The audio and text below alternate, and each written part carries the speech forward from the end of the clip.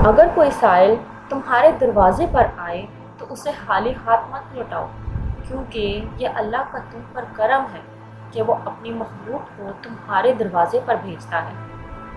बुरा दोस्त कोयले जैसा होता है, जब कोयला गर्म होता है तो हाथ जला देता है, और जब कोयला ठंडा होता है तो हाथ काला कर देता है। हज़रत अली रज़ी अल्लाह तआला अन्हा से पूछा गया कि जानवर और इंसान में फ़र्क क्या है। आपने फरमाया, जो सिर्फ अपने लिए सोचे वो जानवर है, और जो दूसरों के लिए सोचे वो इंसान है।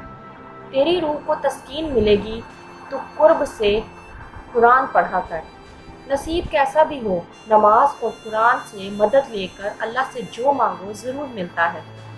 बेसकूनी बढ़ जाए तो इबादत का वक्त बढ़ाओ और अल्लाह से बात करो, और अपने दुख का मदद उसी से मांगो, वही रहीम व करीम है।